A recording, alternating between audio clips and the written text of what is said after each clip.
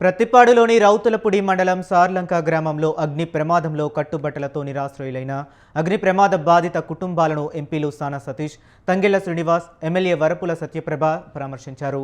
అగ్ని ప్రమాదంలో సర్వస్వం కోల్పోయిన బాధిత కుటుంబాలను పరామర్శించి నిత్యావసర వస్తువులు, దుప్పట్లు పంపిణీ చేశారు. ప్రభుత్వం అందజేసిన ఆర్థిక సహాయాన్ని 36 మంది బాధిత కుటుంబాలకు 25,000 రూపాయల చొప్పున నగదును అందజేశారు. ఎమ్మెల్యే వరపుల సత్యప్రభ మాట్లాడుతూ సార్లంక గ్రామంలో జరిగిన అగ్ని ప్రమాదం దురదృష్టకరమని, బాధిత కుటుంబాలకు అండగా ఉంటామని చెప్పారు.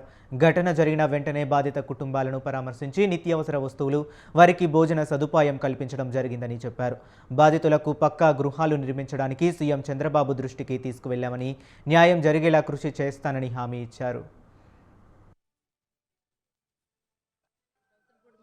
రాఘపట్నం పంచాయతీలో సార్లంక గ్రామంలో జరిగిన అగ్ని ప్రమాదం గ్రామంలో మొత్తం గ్రామంలో అన్ని పూరిపాకలలో నివసిస్తున్న గిరిజనులు అన్నీ కూడా అగ్ని ప్రమాదం సంభవించడం జరిగింది. చిన్న షార్ట్ సర్క్యూట్ వల్ల ఈ ప్రమాదం జరిగింది.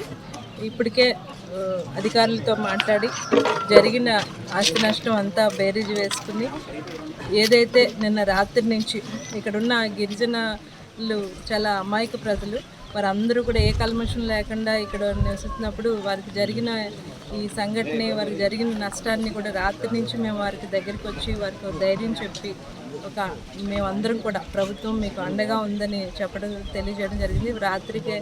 నిన్న రాత్రి వాళ్ళకి అకామిడేషన్ ఏర్పాటు చేసి వారికి ఏదైతే భోజన సదుపాయాలు, దుప్పట్లు అన్నీ